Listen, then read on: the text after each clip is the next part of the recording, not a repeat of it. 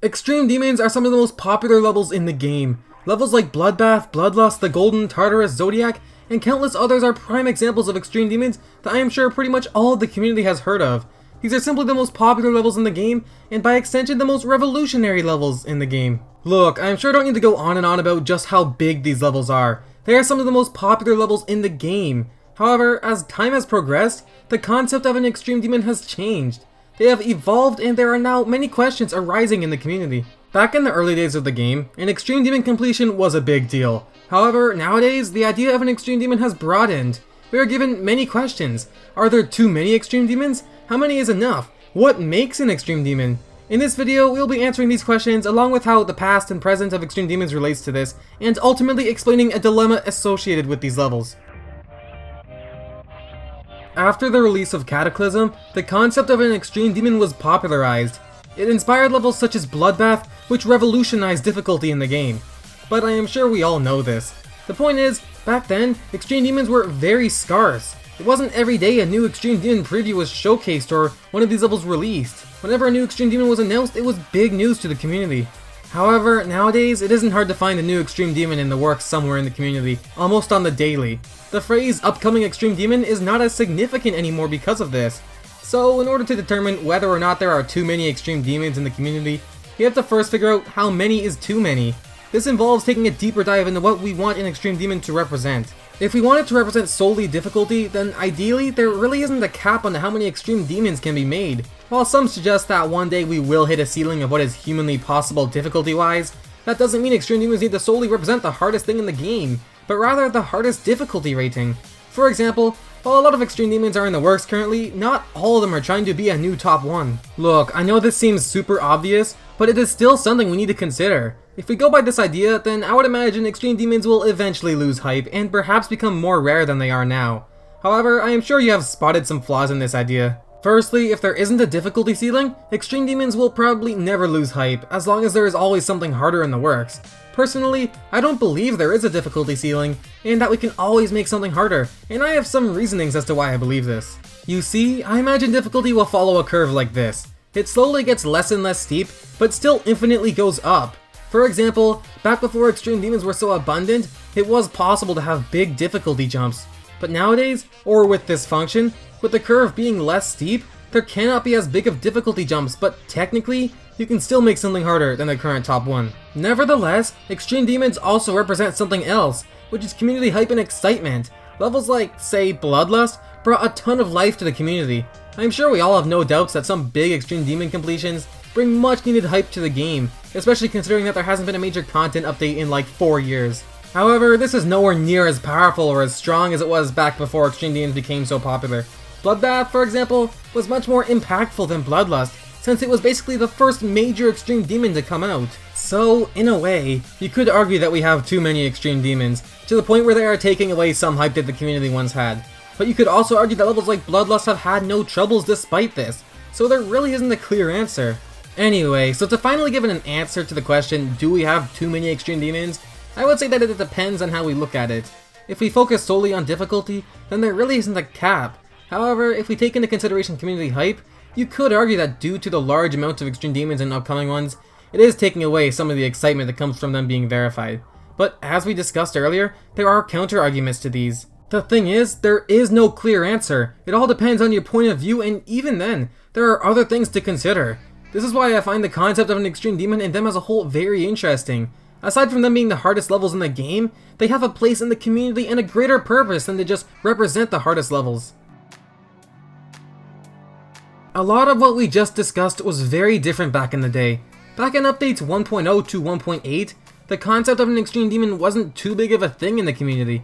While some creators tried to make a level that could hold the title of the hardest level, most of these creators were discouraged because at the time, the community favored easier levels.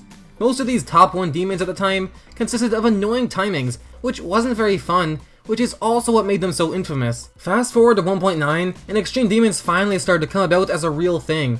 Levels like Ice Carbon Diablo X and Cataclysm were some of the first well-known levels to earn the title of an Extreme Demon. At this time, however, all Extreme Demons were verified illegitimately, either using secret ways, bugs, or hack completing them. Bloodbath was not only the first major Extreme Demon release, but potentially the first legitimately verified big Extreme Demon release. So what I'm trying to say is that things we just discussed, including difficulty and community hype, was not always this way.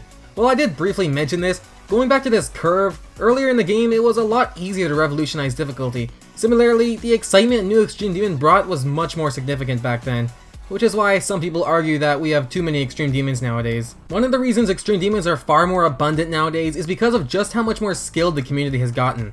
Finding a verifier for an Extreme Demon nowadays isn't completely impossible. Seriously, levels like Bloodbath now have over 1300 unique victors, and that was once the hardest level in the game by a long shot. Likewise, modding has become incredibly popular lately. Back in the day, even if you did make an Extreme Demon, getting it released would be impossible. But now it is common to see creators illegitimately verify levels, which has actually led to a lot of impossible levels coming about. The point is, as the community evolved, so did Extreme Demons. Chances are, even if you just float around the community, you will probably come across an Extreme Demon in the works in which you've never heard of.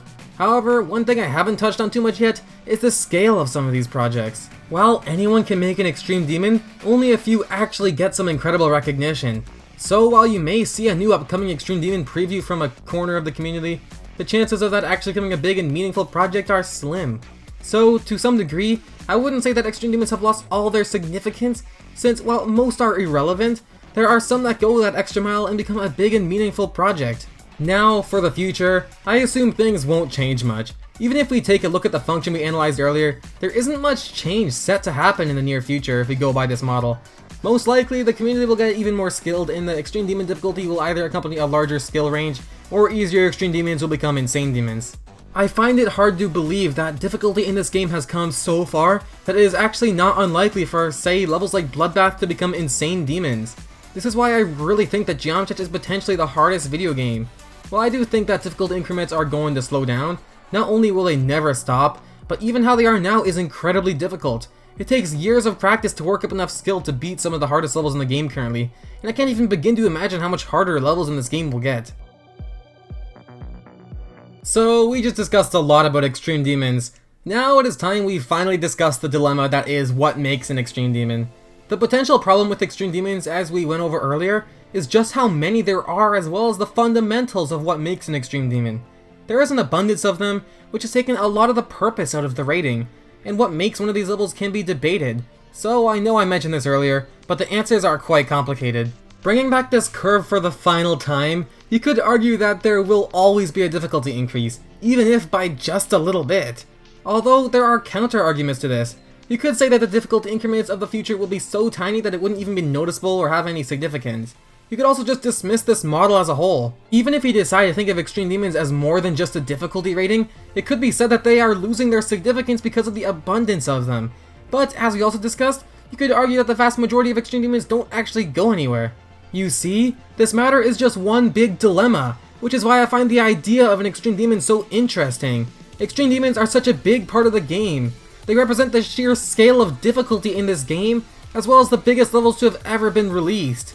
However, the fundamental concept of an Extreme Demon itself is just one big impossible dilemma with no clear answer. But at the end of the day, there is an overarching thought that overshadows this video. What is the point? I mean, do we really need to think of Extreme Demons as this impossible dilemma? Or is doing that the very reason why we think of them the way we do? In the early days of Extreme Demons, perhaps they were how they were because we didn't analyze them to oblivion. Perhaps the false belief of the complicated nature of Extreme Demons has painted this idea in our minds that perhaps the complicated nature and abundance of Extreme Demons is just an illusion. I don't know, and this is just a very wild thought, but probably a good one to end this video on.